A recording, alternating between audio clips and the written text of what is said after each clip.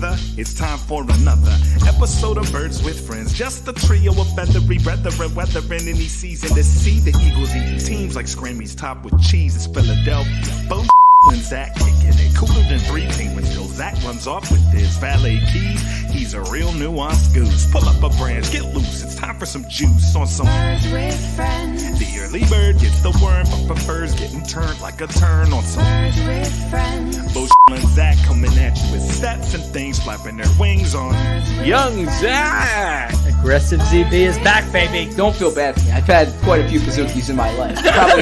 Wait, you don't think I'm bringing the energy? I mean, you can't actually be excited to be back from your honeymoon. Yes, sure you can. Right. I'm excited for this podcast. Excited for this podcast. Excited for this podcast. Excited for this podcast. I'm excited for every podcast. I could say for the first time in the history of this show, I'm excited for this podcast. Zach, how are you doing? I'm nervous about this podcast. Hello, everybody. A fantastic new intro there, courtesy of DFOP Ben Harris putting that together. Zach, how you doing? Excited for this podcast. No, doing great. It was like the first day of school. I was so excited today when I woke up. Thrilled for this. Curious about, I should say curious, excited in a different way, in a melancholy type of way for the podcast post Shield. I hope you guys have to say his name. Have started to come off your high from an outstanding performance last week from both of you, and excited for football now.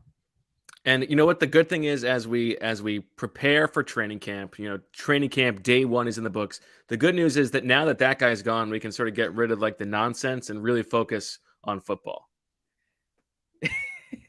So I guess you're not saying his name. Is that correct? I don't even know who you're talking about. Okay. Yeah. So there is, I will say there's so much to discuss now about the Eagles. There's real legitimate things happening on the field that we're seeing. There will be developments every day. We'll have more of a basis to form these opinions and evaluations and analysis. So yeah, this is a really good time. Training camp is good for the pod. It's good for our coverage.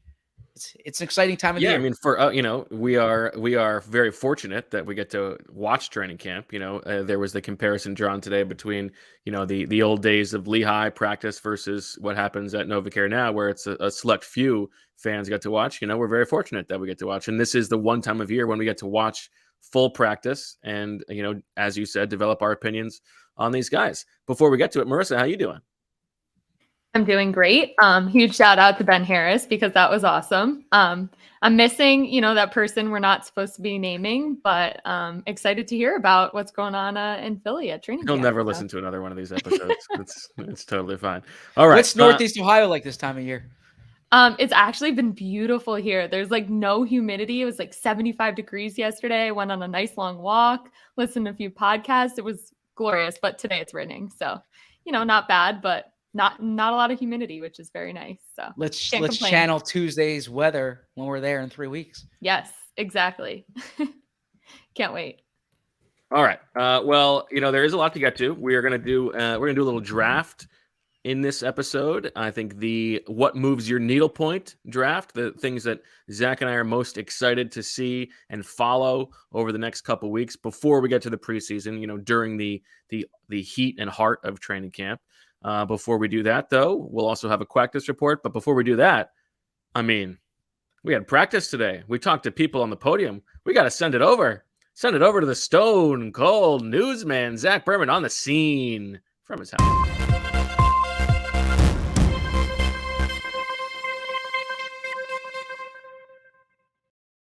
The Philadelphia Eagles were back on the practice field Wednesday, and they have the healthiest roster in recent memory entering training camp. There were 3 players who were placed on the PUP list: Brett Toth, Tyree Jackson, and Richard Rodgers. So those are the only players with injuries that have lingered from the preseason from the offseason into training camp. Additionally, there were 5 players who were not full participants in practice: Jason Kelsey, Zach Pascal, Carrick Wheatfall, Fletcher Cox, and Anthony Harris. Now, Kelsey, Wheatfall, Cox, and Harris are returning from COVID. Cox and Harris were limited. Kelsey did not participate. Neither did Wheatfall. Zach Pascal is listed with an illness that is not included, or that's not of the COVID variety. Additionally, we spoke to Howie Roseman and Nick Sirianni. Not much news to discuss. I think the big position of emphasis right now or focus is safety. Howie Roseman kind of said this is Marcus Epps' opportunity. They want to see more from Kayvon Wallace, but they're always looking. You had Nick Sirianni kind of talk about what's different from first camp to second camp. And then we also spoke to Fletcher Cox, Brandon Graham, A.J. Brown, Jalen Hurts, and DeVonta Smith. You spoke to some other players as well. As far as what we'd cover in the news report, I would simply say Brandon Graham, a full participant in practice, no setbacks, no limitations after tearing the Achilles tendon last September. All right. Exciting stuff. Thanks, Zach, and we'll talk to you tomorrow. I guess not Can't tomorrow, wait. on Friday. Okay, practice before we get to the Quackness report, some of the things we saw, and maybe we just sort of wheel that into our draft. I think the big topic of discussion today, and I know that it's very much on your radar. You already looked at the Nick Sirianni's record in the first 4 games of his career each season as a quality control coach, but the relative lightness of not just today's practice, but the schedule over the course of the next few weeks. A lot more walkthroughs. Mm-hmm. Today's practice was 58 minutes. That was it, in and out. And I think some guys took umbrage to the idea that it was a light practice. They said, we got our work in. It's high intensity. But what is your sort of overall take on that? And do you think it's a big deal? So it's interesting to me. As far as it being a big deal, we'll see how they start the season. And again, I don't want to imply, I don't want to say that correlation suggests causation, right? If they start off poorly this season, it might not be because of their practice schedule or because they had a limited offseason program. But it is very clear that Nick Sirianni is taking the cues from the training staff, from the medical staff. I mean, they were light last year as it was. Now, I don't put much credence into the time of practice today because they're in a ramp-up period across the league. I think there's a 5-day ramp-up period before you can hit. But what really jumps out to me is the schedule. And the Eagles have 4 walkthroughs scheduled before the first preseason games in dates that were practices last year. So this was an adjustment. And the science behind it is based on from their data, the soft tissue injuries usually occur on the 3rd day. So, for instance, players reported yesterday they had their conditioning test. Yes, their conditioning test. They were on the field again today. So tomorrow is a walkthrough because if they had a hard practice tomorrow, the data suggests there will be soft tissue injuries. So that's kind of the why behind it. But this is not the Andy Reid Lehigh training camps, right? This is a new age. If we have Tony Ascenda here, he'd say like this is boomer football practice, or I'm sorry, not boomer football Zoomer. Practice. This is the Zoomer football practice. There you go. Yeah, I mean, I think it's like anything else where there are positives and negatives. There are benefits and takeaways. I think the goal, obviously, is for the team to be as healthy as possible and for the starters, to be as healthy as possible. I think that is what their goal should be.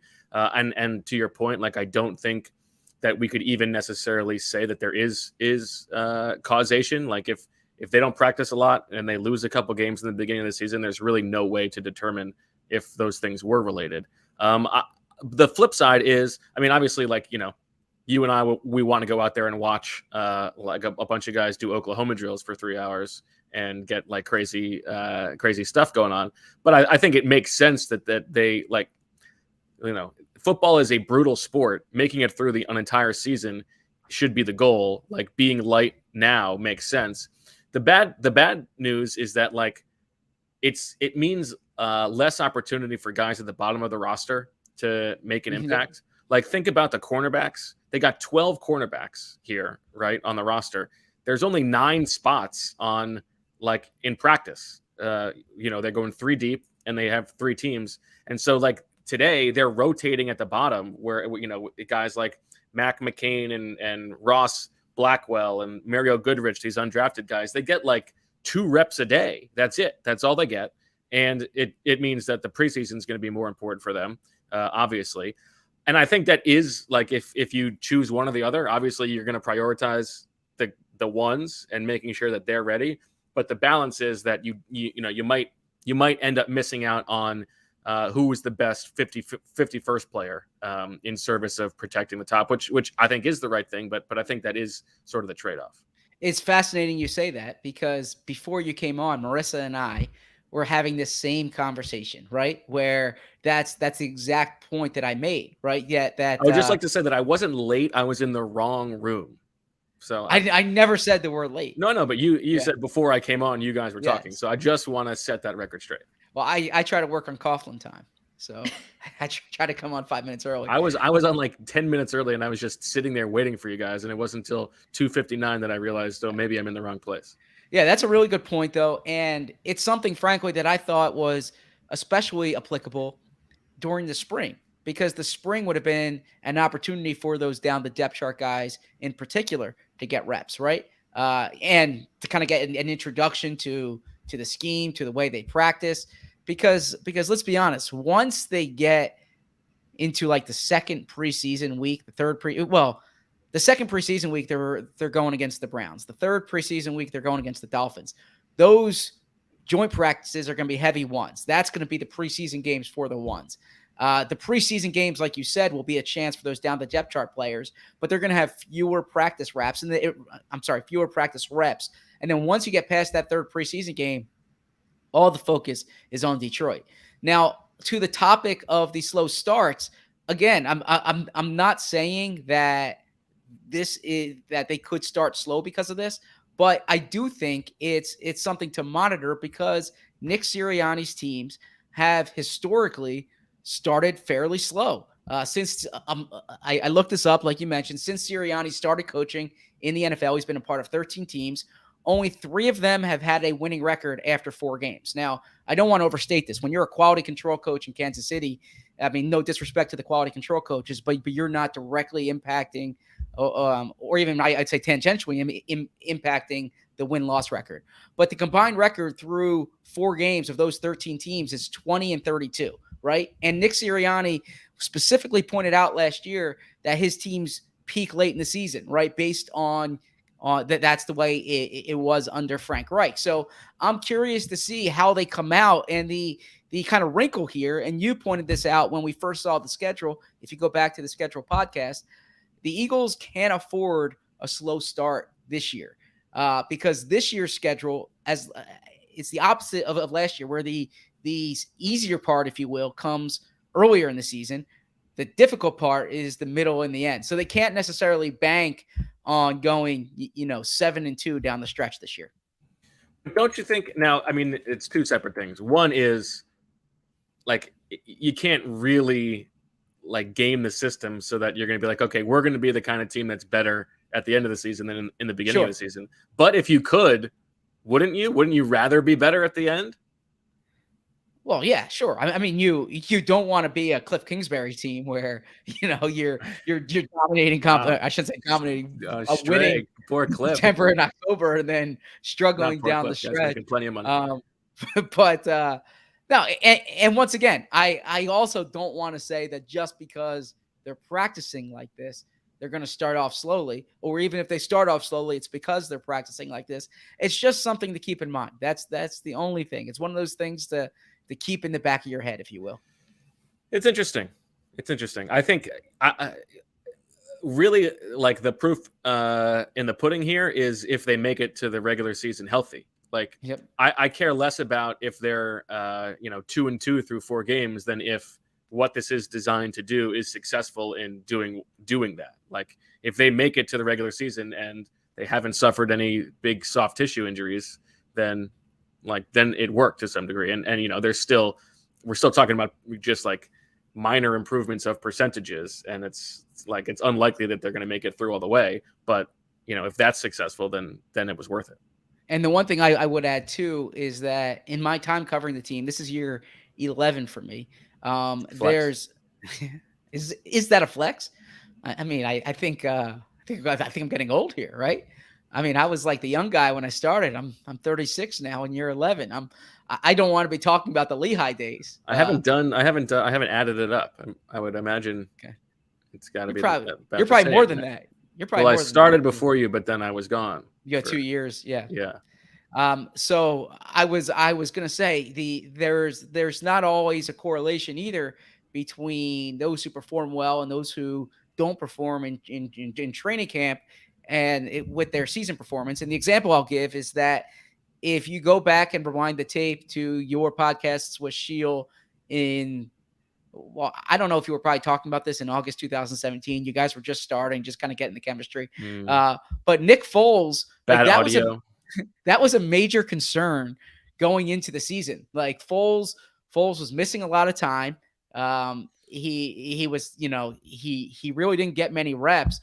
And then he goes on, he wins the Super Bowl MVP that year, right? So, and then the flip side, how many times, well, I shouldn't say how many times because I can probably count them. I distinctly remember writing, "This is JJ Arcega-Whiteside's season," right? Or like Jalen. Did you really write that? Yeah, Howie Roseman had all these people texting him after that Baltimore game in 2019 that this guy was the steal of the draft, right? We've been over this. That's a clear indication that the guy sucks. Jalen Reagor looked good last year, didn't he? In training camp, no, he looked. Oh, okay. He flashed. He had a couple nice plays. He flashed. He flashed. It was not consistent. So my point is that a guy who performs well during August does not necessarily thrive in November. I went back and looked at my my ranking at the end of camp last year of like everybody's performance relative to expectations, and it actually did sort of hold up well. I think. Oh, look at that flex. We talked about it. Like it was like Javon Hargrave was so good in camp last year. Josh Sweat was so good, and we were talking at the time about how like if these guys don't go on to have a good season, then the summer doesn't matter. Like, and so it was sort of refreshing to see that sometimes when guys are playing at that high of a level, it does sometimes carry over. Well, I would say some of us just said that about Josh Sweat. He was playing to expectations, right?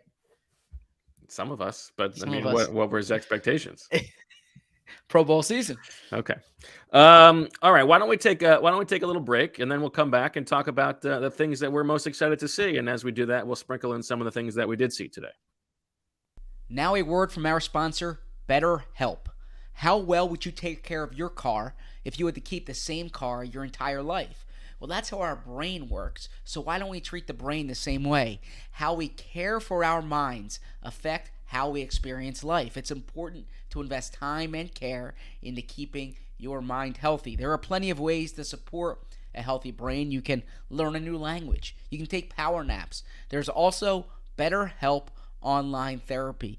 Therapy can be a positive experience for people from all walks of life, of all ages. No matter what you are going through, therapy can help you through it. BetterHelp is online therapy that offers video, phone, and even live chat only therapy sessions. So you don't have to see anyone on camera if you don't want to. You don't have to walk into an office and sit in the waiting room. Plus, it's much more affordable than in-person therapy. You can be matched with a therapist in under 48 hours.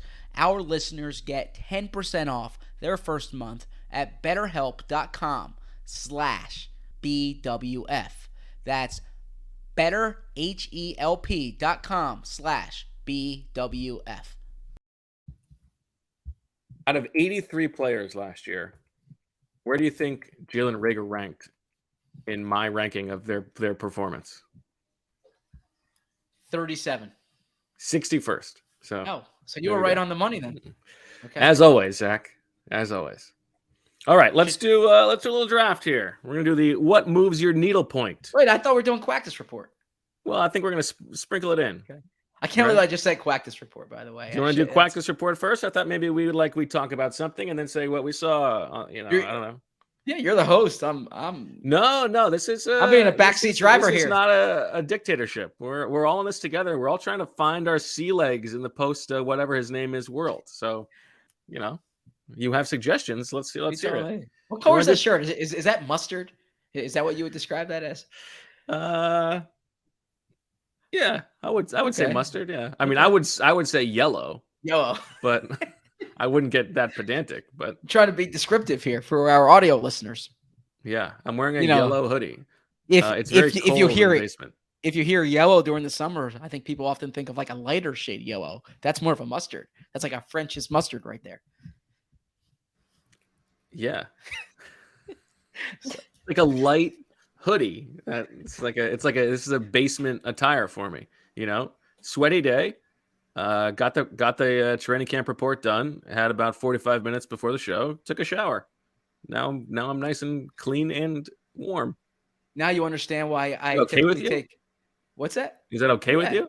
No, but this was the time of year, for instance, last year where you mocked my shower schedule. I think this is like 3 showers during training camp because you have the morning, and you have when you get back from camp typically, and then maybe before you go to sleep.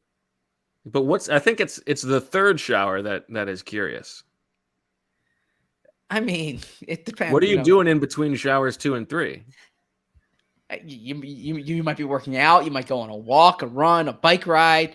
I don't know. You might not want to get into bed with like the filth from the past 6 hours. Okay, well then maybe wait a little bit longer for shower 2. I'm obviously on your team, Zach. I only shower with one towel at a time, or I only use one towel at a time. So I'm definitely more of the going to bed clean kind of philosophy. But I've already been judged hard for that too. So yes. I understand. I mean, I've had 3 within 24 hours. I took a shower last night, then took a shower this morning, and then took a shower post practice. But I'm not going to take a third shower tonight unless I like work out, which I'm not going to. Fair enough. You look like you're wearing the same shirt you wore to practice. Yeah, I have something tonight, so I'm going to shower before I go tonight. Right? See? So you are planning it around that. So, and then you're going to shower again after the thing tonight? Potentially, yeah. Potentially. All right. I'll let you know. I think we just need to point out that Zach not only said quack this report, but he also started a conversation about the color of your sweatshirt, which turned into a shower conversation. Yeah, so, he's getting into it. I'm trying. I'm loving it, Zach. I'm loving it. Thank you. EJ Smith from the Inquirer asked me today if it was an athletic uniform that both of us were wearing button-down long sleeve shirts. But and what was your response? I said, no, you look good, you play good. I'm here to be a professional. Well, I'm not always going to wear a long sleeve button down. I might wear a polo, but I'm not going to wear a t-shirt to practice. I think t-shirt's fine. 2022. Yeah, you football guy. Yeah. Well, I mean, it's just if I extend the conversation, he said, it's so hot, but like I'm going to be sweating no matter what I'm wearing. If I wear a fan, I'm going to be sweating. So I might as well just wear something else. I have nothing to add to that hence conversation. The shower. I have nothing to add to that conversation. Okay. What, you want to do a practice report, Zach? It was a 58-minute practice. We haven't had a practice in a long time. Let's not worry about how long it was. Let's worry about the quality of it. Okay. Well, what stood out to you? I wrote what stood out to me. So you tell me what you wrote. You weren't like writing down every little thing. So you were taking a bit more of a 20,000 foot view. So I want to know what stood out to you. I think Jalen looked fine. Jalen Hurts. I think he looked fine. I think there was I guess the play that will get a lot of attention was the interception, the corner of the end zone that I actually thought Marcus Epps made a good play on the ball there. Yes. And then, he had a nice touchdown pass to Quez Watkins in the right corner. Oh, I'm sorry, the left corner of his right, facing the field. His right, my left. Rolling to his right, yeah. Yes. A pre-planned rollout to his right. He threw a bit across his body and found Quez Watkins, yep. Correct. Nick Sirianni said before practice that he's getting better with his decision making, like making quicker decisions. That's going to be a big thing to watch here. I thought personnel wise, look, Isaac Seumalo, he was the first one up at right guard like we expected. I found it interesting that the first snap of nickel, Hassan Reddick was not on the field. We'll get to that. Okay. Why don't you lead the discussion then? If we're going to get No. I'm just saying that's going to be in my draft. Okay. Okay. Very, very quick overview. Okay. It was a light practice. They had about 3 sessions of team drills in the red zone. Jalen Hurts, I thought was pretty good today for the most part, except for that interception in which he was trying to sort of force it to Dallas Goedert. Not forcing in terms of a bad throw, but trying to sort of muscle it in there. And Marcus Epps did make a really nice play on the ball. The play before that was really interesting and was a good example of like what is the point of training camp. And it was like Jalen Hurts took like a 2-3 step drop and went to throw the ball to his right. And part of the play is that Miles Sanders is faking a run up the middle. And Miles Sanders was so close to Jalen Hurts that his shoulder hit the ball, or either the ball or Jalen Hurts' hand as Jalen Hurts was trying to throw the ball, and it sort of popped up into the air, and it looked like it just came out of his hands. That's what I thought happened. Brandon Graham almost intercepted it. Yeah, and you know what? This bothers me because I was watching it. I said what happened, and I told Jeff McClain about it. I said this is what happened, and still everybody's arguing about it. Listen. I'm telling you what happened. I know what happened. Believe me. It's funny. We don't need this confirmation. I told you what happened. So McClain said to me that 26, 26 knocked it out. And I'm like, wait, 26 is Miles Sanders. How did that work? And then he explained the explanation you gave. I wasn't watching practice with you at that time. I think I might have been. Correct. I'm just saying, as the back-to-back defending best viewer of training camp, maybe you are very good. Trust my eyes. That's all. Now, to McClain's credit, he did actually then ask Jalen Hurts if that was what happened, and Jalen Hurts said, "Yes, Bo was correct. That's what happened." Yeah, I mean, I've complimented you to Shields' disgust many times. You are a terrific observer of practice and of games. You are very keen on particular details. You're terrific at watching offensive linemen. You identify offensive linemen well. Very attractive. I think it's a Bo staple. Like Baldy would be very proud of you here that when I say Baldy, Brian Baldinger, that when they go into individuals, you're not one of these guys who walks over to the wide receivers and the quarterbacks. You're watching Jeff Stoutland and the offensive lineman almost every day. Am I wrong there? Yeah, I mean, when they're in the position drills, that's what I like to watch. Yeah, you're with the old lineman, right? Like I'm a football guy. Yeah, you let the people who fall for like the fantasy football positions watch AJ Brown, catch passes on air. I go to sleep texting Michael Dunn. Yeah, you're much more into the trenches. So I credit you for how you watch practice. I'm just saying. I said what happened. It's what happened. We don't need all this. You weren't watching close enough. Give me a break. I simply said not you. Okay, I'm talking about the beat group as a whole. Like I said what happened. I frankly think it would be worse if I just nodded my head and acted like I knew that's what happened when I clearly thought the ball fell out of his hand. I think it takes like a dose of humility to say I was wrong there. You were right. That's it. Let's clip that for Ben Harris's next project. I thought, you want to talk, it's like very minor ups and downs this early in camp, but Grant Calcaterra, the 6th round pick, had a nice little day. He had 2 touchdowns, one down the seam from Gardner Minshew. This is like always was it Grant Calcaterra good, or was it like the second team, third team safeties were bad? But a good start for him. We can talk about some of the depth. I'm not surprised by that. You were lower on that pick than I was. I like the Calcaterra pick. Well, I think it's less about the player than about the concussion history. But I mean, if he's cleared, he's cleared. I think Shield is the one who really hated that pick. Although, what is that his name? I forget. Calcaterra or Shield? Because I've messed up Calcaterra. So. The only player in the NFL with Cat in his name, as you can read in your yes. That's right, but there are 2 dogs. And how many hams? A lot of hams, and the Eagles signed another ham. I thought depth chart wise, there's not too much else to note until we get into the things we're looking forward to. But no, Jason Kelsey meant that Cam Jurgens was working with the ones at center. The Seumalo thing is interesting. I mean, this is not a competition. The job is Isaac Seumalo's. Nick Sirianni. Maybe that's the reason. Nick Seumalo. Nick Sirianni basically said so before the start of camp, before the start of practice. He said like cohesion is what's important there. Isaac's been here a long time. We want him to get that work. And on top of that, Jack Driscoll today wasn't even the second team right guard. That was Coyote Awashika. Driscoll was working at right tackle. So like the idea that we were going to have one good, true training camp competition out the window. It's the job is Sayamalos. It's still early, but yes, you're correct. Okay. All right. Let's get to this draft, and then we can talk about the other things we saw during practice. You love a good draft. I love a good draft. Now, you know what? I kind of thought when you sent that I'm happy to do the draft. I like it. I thought that the draft is something like when you get to the dog days. I thought day one there's enough material that but I'm talking about. I'm trying to set the scene. This is what we would have talked about if we had done a preview podcast. The things that we are excited to follow. Now that was nixed by corporate overlords elsewhere, but that's a story for another day. So you can have the number 1 overall pick, Zach. This is not a competition draft. This is an excuse for discussion. Well, this is an obvious one, but if Jalen Hurts is in fact, like he says, a breed of one, right? I'm interested in watching Jalen Hurts.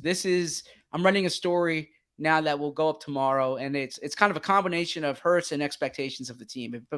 But basically, I think we can agree that there are heightened expectations about the Eagles this year. They had a good offseason. There's a lot of buzz about this team going into the season. But the reality is it all kind of falls upon Jalen Hurts progressing and not regressing. Like, even if he's stagnant, I don't think that's good enough.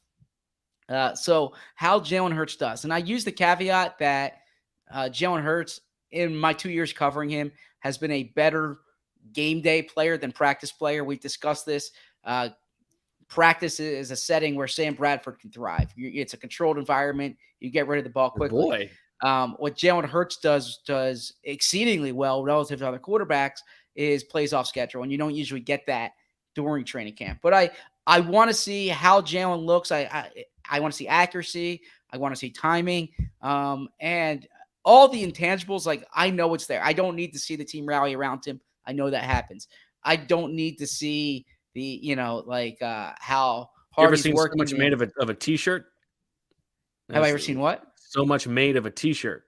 The t-shirt that Nick Sirianni wore today was the Jalen Hurts t-shirt, which he has worn like several times before. Yeah, I have actually. We covered Sirianni during the Dallas week last year. Yeah, that was one. I mean, Sirianni's t-shirts get a lot of play. I mean, Jalen Hurts' progress. Jalen Hurts I don't think we'll know at the end of camp whether he's taken that step, but I think Jalen Hurts needs to have a good summer. I didn't think he was particularly good on the aggregate last summer, and I'm curious to see if he's better this year. Yeah, I think, training camp is not the scene to decide whether Jalen Hurts is a good quarterback or a bad quarterback, but in the areas in which Nick Sirianni said specifically he needs to improve, making quicker decisions and being more accurate with the ball, those are the things that you can sort of judge in training camp. So yeah, I think you need to see him be better than he was last year. And I thought he was okay last year, but I think that is absolutely the number one thing to follow. So good, well said by you. I'm interested in this defensive scheme and whether we're really going to see them be as multiple as they are. And so for practice today, they were bouncing back and forth between 4-3 and 3-4 looks. And sometimes that meant that, like you said, like Hassan Reddick was not on the field, or now again, Fletcher Cox was not practicing today, but it's like Marlon Tuipulotu and 2 other defensive tackles on the line. And you got Brandon Graham and, Reddick or Josh Sweat standing up. Now that would be probably Jordan Davis if he were ready. But what worries me from a big picture standpoint is, are you trying to be like the master of all trades or the jack of all trades and the master of none? Is it on paper, the best defense is one that can be multiple, right? That can be very good in odd fronts and very good in even fronts and answer every question. But practically, are the players able to do that? Is it too many moving parts, in the heat of a game? it's the first day of practice, so this is not a big deal. But there was a play at the end of the session today where like Avonte Maddox had to run off the field at the last second because he didn't there were 12 people on the field. They didn't know what package it was supposed to be. By the way, he ran to the back of the end zone, not to the sideline. That was interesting. Right, he just got off. Yeah, I mean, it's not a game.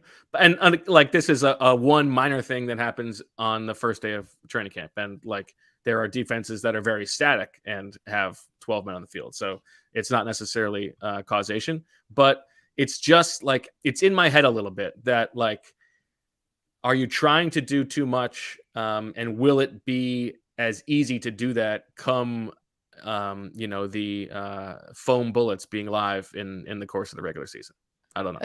That's a fair question. I actually like flexibility and versatility on defense because, I think that you're going to see different offenses on a given week, and you need to be able to adjust to the way different offenses play.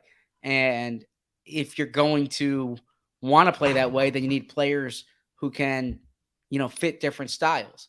That said, I also think that you need your best players on the field, right? And you need you need to maximize your best players. And it's like I said about Sirianni and Hurts last year, that you need to coach the quarterback you have and not the quarterback you want, right? And maybe that's not a good way to frame it. I don't think he didn't want Hurts, but I just meant like there was a time last year where I felt they were trying to have Hurts play like Philip Rivers, and he's not Philip Rivers. The same thing on defense. You fewer children. Correct. Fewer children. That is correct. At the same time, you need to play the defense based on the personnel that you have and not try to make your personnel play a certain defense. So I don't object to the way they're playing this year, but if I'm very curious to see the way that they use Hassan Reddick, because he is clearly a unique player, right? But it's a waste of $15 million per year if you're not leaning into what he does well. If you're taking Hassan Reddick and say, fit into my scheme, then I'm saying you did a poor job planning there. Okay, I'll just make my draft pick here. We'll make it a snake, because this is my next one is getting angry about Hassan Reddick's usage. That's what I'm excited about. And it took one snap today. The first play, he's not on the field. The second play, he's lined up on the outside and he drops into coverage and vacates a space where Kenny Gainwell scores a touchdown. And I think he was on the field for 8 snaps today and dropped on 7 of them. Again, day one, you're trying to get the stuff down. Now is the time to experiment. It's the same thing as last year. There were many more 3-4 looks in camp than there were in the regular season. Gannon, I think, decided that this wasn't going to be what they did. Now is the time to experiment with all that stuff. But I mean, if that's any indication of how he's going to be used, where when he is on the field, he's only rushing the passer, I don't know, 60% of the time. What are we doing? I agree. What are we doing? It's exactly what you said. They gave him $30 million guaranteed because he's been as productive a pass rusher as there has been in the league the past 2 years. Let's enough of the messing around here. Exactly. Let him go. Also, I don't think it's something you need to experiment with, right? I even if it's contingencies or anything like that. No, with fear of making Hassan Reddick sound like Bobby Boucher, because I understand there's a lot that goes into it, right? Go get the guy who has the ball, right? Yes. Just go run at him. What you do well. And by this the team way, was second worst in the league in sacks last year. Go let him go. And if you look at Hassan Reddick's history, when he's underperformed or underachieved, it's been when defensive coaches have tried to do what we're talking about. Right. It's like they signed him because Gannon loved his Cardinals tape from his first 3 years instead of his Panthers tape. It's like once the Cardinals realized, all right, let's just have this guy go get the quarterback. He had X amount of sacks against the Giants that game. He's had double-digit sacks both the past 2 years. This is one where conventional wisdom is conventional wisdom for a reason. Don't outsmart the room. Have Hassan Reddick rush the quarterback. Yeah, I think this is going to be a season-long story. And so, yeah, I mean, I wrote it like it took it. I mean, I'm just writing on my notes like he's doing it again. He's doing it again. Yeah. It was like the Jason Lee and Mallrats scene. It was. And I got to say, like, I think Gannon, I think he's a bright guy and a real good coordinator. Or I think he's a real bright guy and he can be a good coordinator. And we'll see how this defense is. I think he has good ideas. But if what we saw today is how they used to plan Reddick, then I think that's very problematic. Right. I'm trying very much not to make too much of one day. But yes, it was. It's on my radar. So right, then on picks, so on the topic of major offseason acquisitions, I'm going AJ Brown here, right? AJ Brown physically looks different than the other receivers, right? He is, the physical style that Sheil often talked about. That is apparent when you simply see him.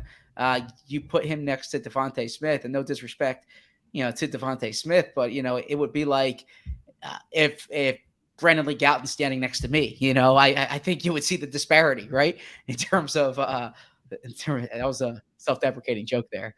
Our listeners have to know who. Yeah.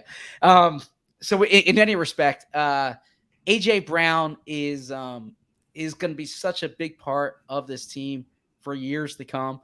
I want to see not just how he moves, how he's used, but just like, he's the type of player who I think, can do something every day where you're just like, all right, that guy's really good. And speaking to him after practice, he made some good points about, he was defending Jalen Hurts when he was saying we can't overstate a practice performance because, players are often trying different things, similar to what you hear in spring training with pitchers, right? And AJ Brown said he might be incorporating something that he saw on the internet recently. So I asked him what the last thing he saw on the internet was that he's putting in his game, and he mentioned something with the way Elijah Moore kind of, I don't have the exact terminology in front of me, but kind of, sells the trap at the top. Like the stutter step at the top, if you will. And so I kind of want to see different things AJ Brown does every day that shows you why this guy's a $20 million a year wide receiver.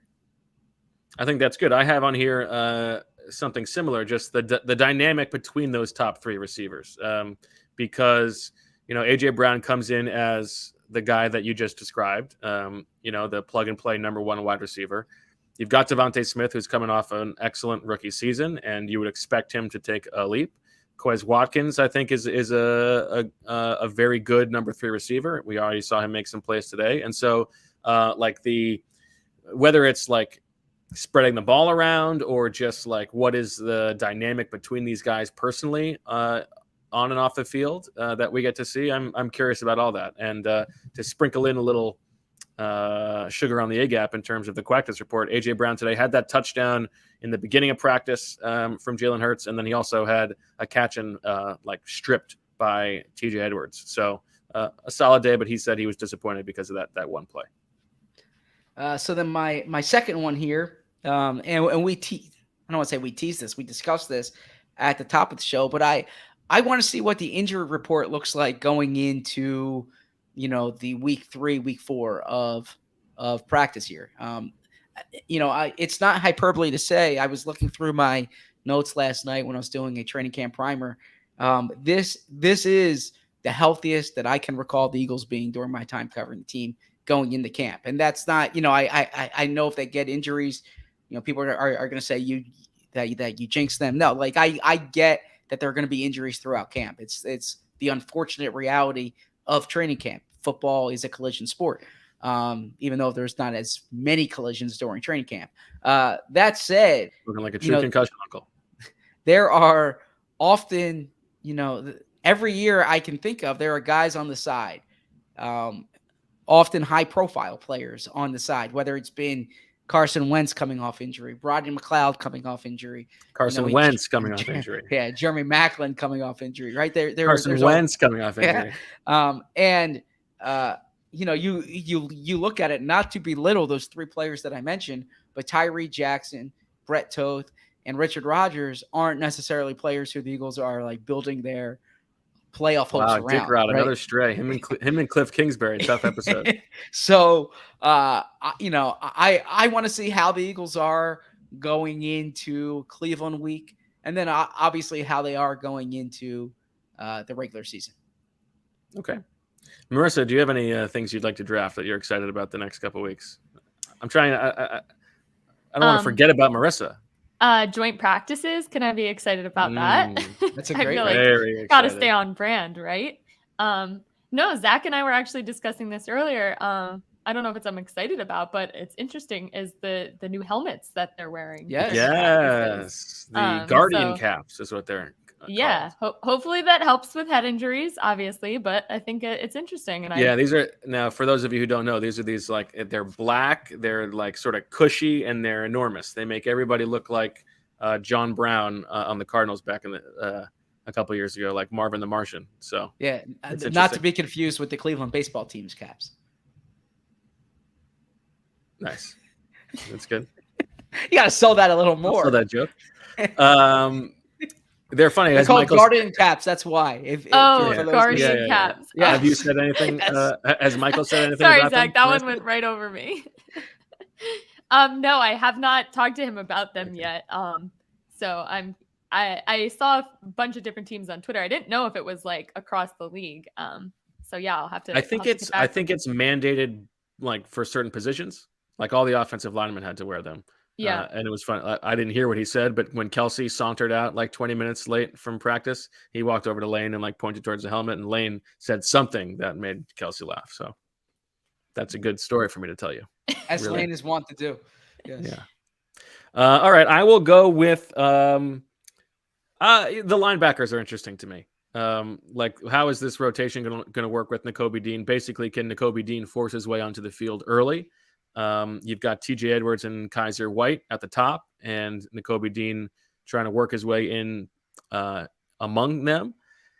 And my sense, I don't know what you feel, Zach, and maybe this won't play out over the next 2 weeks because linebackers are a particularly difficult position to evaluate during training camp. But like my expectation is that Nakobe Dean is going to be on the field early and often. And I like if I had to put turkeys on which of those three is going to end up playing the most snaps this season, I think I would put the most turkeys on Nakobe Dean. That's interesting. I'd probably say Kaiser White, but I can certainly see that, right? I mean, I think TJ Edwards, even though TJ Edwards was first up today, I think it's ultimately going to be Dean and White as your top two linebackers, assuming Nakobe Dean stays healthy. Okay. You're not, he doesn't move your needle point? No, big time. I mean, I'm very excited to see Nakobe Dean, right? Like I said he was an outstanding pick. I thought they should have taken him in round 2. I thought that if they had that pick that they traded for AJ Brown, if you told me they were going to take Nakobe Dean there, I would have said I don't love a linebacker there, but I don't think that's like horrible value. I he was the best linebacker in college football last year, captain of the national champions. Alpha of the office. Yes, exactly. So speaking of the national champions last year, Jordan Davis. I'm very intrigued about seeing Jordan Davis. I saw him today playing similarly to how he did at Georgia, in terms of the way he was lining up. And you're not going to see like a true pass rush during training camp, but I want to see if he can penetrate the pocket. And what's interesting is that if you look at Jason Kelsey's career, the defensive tackles who've caused him trouble, if you will, have been, these real big nose tackle types, right? He's your better Dexter against Lawrence's. Yeah, he's better against your slippery, like 3 technique D tackles than he's been against, the Vita Ve's. I'm sorry. I was better with I vowed to be better with pronunciations this year. I thought you weren't far off on that one. And so Jordan Davis, seeing him go against Jordan Davis, I don't know how often they're going to take snaps against each other in practice drills, but I want to see that because I want to see if he pushes the pocket. I want to see if he can have the impact in practice that he had when he was on the field at Georgia. I'm excited to see Jordan Davis. He worked today as the second team nose tackle. And he's a big boy. He looks like a big guy out there, as you would expect. Yeah, I tried making a joke today where I was standing with Dave Zingaro and Tim McManus, and they were saying how it's not as sunny out. And I said, I think Jordan Davis is blocking it. And they sold that one similar to the way you guys sold the Guardian. Yeah. And I said, I got to work on my material, right? Because I'm probably going to recycle that joke on days when the sun's not out. And so I need to figure out the correct. I hope there are lots of those days. Yes. Okay. I'm looking forward to finding my crush. That's what I'm looking forward to. Yeah. That's what the camp is all about. And I don't know where it's going to come from. I'd like to maybe not have it be an offensive lineman again, but the heart wants what the heart wants. So we'll see how that plays out. But that's what I'm excited for. But that's less. You strike me as a Britton Covey guy. What possibly could make you think that I would like Britton Covey? I believe on your 53-man roster projection over the summer, didn't you have him on there? I might have, but that might have just been for S&G. Okay, so yeah, he doesn't necessarily fit your profile, and that he's much older than a typical rookie. You are an ageist, as we've established, but I'm wondering actually if have I ever had a white camp crush? I don't know where you're going with this one. Have you ever had a repeat camp crush? Not typically within the rules, but I'm not opposed to it. I mean, Coyote, if he takes a huge that's step, what I was thinking. Yeah, I like to find an undrafted rookie. But yeah, I don't know. There's no rules when it comes to games of the heart.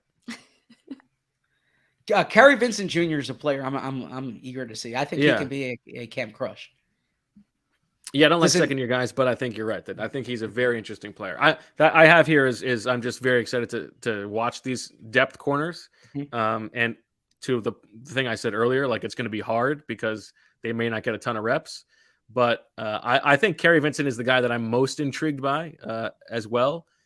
Tay Gowan is a little bit taller. He worked on the outside today. Kerry Vincent had a nice pass breakup at one point during practice today.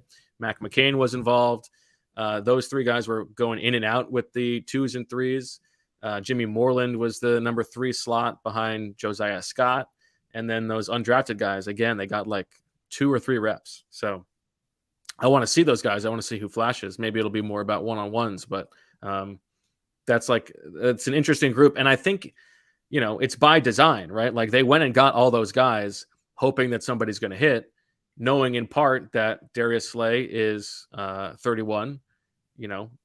They signed James Bradbury because they probably Zach McPherson's not ready for prime time. And he got dusted by Jalen Reagor today. McPherson did. But there's neither of those guys is guaranteed to be here next year. So I think they're going to carry 6 corners based on just wanting to have those young guys in the building. I would agree there. We saw on the screen, Marissa put it up. How did the track and field guy do today? That is Devin Allen. He was in my notes a few times. I mean, this has nothing to do with performance, but when you wear number 39 as a wide receiver, you kind of do a double take a few times, right? Like what's he doing out there? But you can see that he moves. He moves decently. He didn't do anything that I would say jumped out to me like this is a player who's going to be on the team yet, but certainly given his profile, he's someone we're going to watch quite a bit this summer. Is that fair to say? Yeah, I think that's definitely fair to say. He did not stand out to me in any way today, but I am curious to see if that speed plays at some point. I'll give you my last one. My last one is the number 3 quarterback competition. Reed Sinnett got the reps during team drills today. Carson Strong got a couple reps in 7-on-7s. I mean, I would say that Carson Strong is the favorite just based on the guaranteed money that he got, but I don't think that's a fait accompli. I think Carson Strong may just not be ready for prime time. It's possible. And as you wrote and I recommend all our listeners and viewers check out Bo's offense and defense breakdowns. What was your favorite nugget? Well, so I was going to say your assessment of Carson Strong based on that video, the chops. Yeah, which like everybody you want should him to watch sell- that. Yeah, you want him to sell the garlic bread more. No, like sense at all of dynamicness to his personality. How is that guy going to run a huddle? He's got no chance. I'm out. That's my like Nolan now Rocky take, is that after seeing that, I'm out on Carson Strong. That guy's not strong enough to be a leader of men. So on your defense one, you include, and by the way, I'm not making an assessment of Carson Strong based off that video, but those are your Boalytics, your Bo Football Focus there.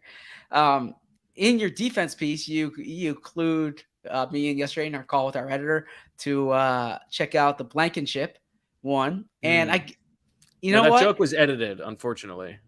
Oh, sorry, I didn't mean to speak out. Okay, all right, it's okay. I was going to ask you though. You went with the strike through and not the like if I think sign your name on the blank is on the is on the line. It's not in the middle, right? So you made it like strike through ship.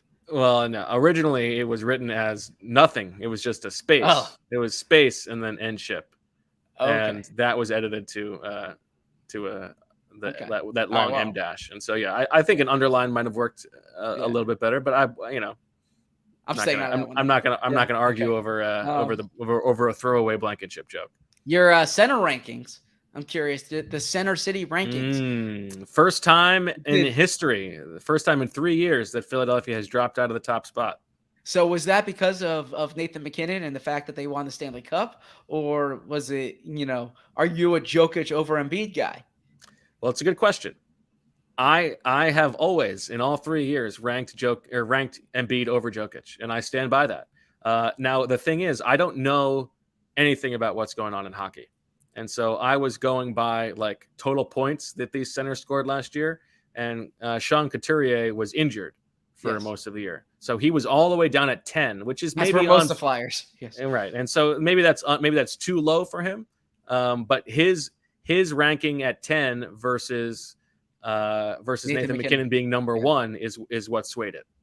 And, the Avs won the cup. So that's right. You can check out the outstanding coverage on The Athletic that Peter Ball did of the Avalanche. So I would say, what are the rules of Peter Ball? Oh, Peter Ball. That's right. Yeah. Did I pronounce that correctly? I thought you said Ball. No. I know that his name is Peter Ball. Baugh. Yes. Yeah. But what are the rules of Peter Ball? You tell me. My last one is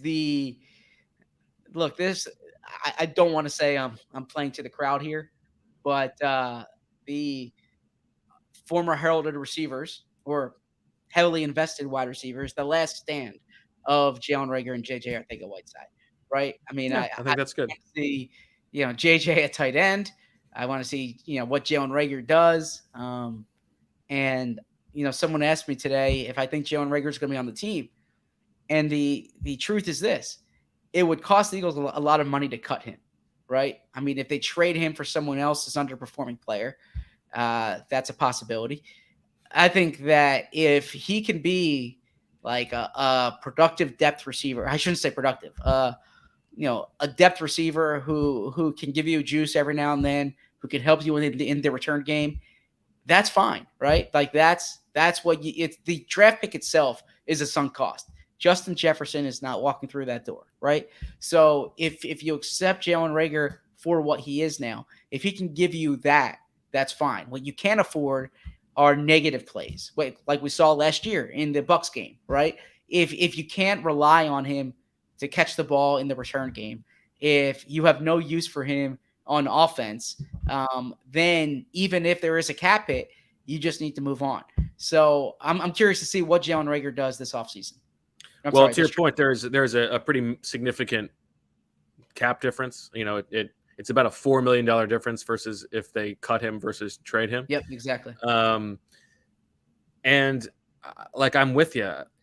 Is Jalen Reagor wired to be a try hard, do the dirty work, fifth or sixth receiver? I don't know the answer to that. I don't know that they know the answer to that. I would say that what we've seen in the first 2 years is not really that. He hasn't contributed on special teams in any way other than being a mediocre returner.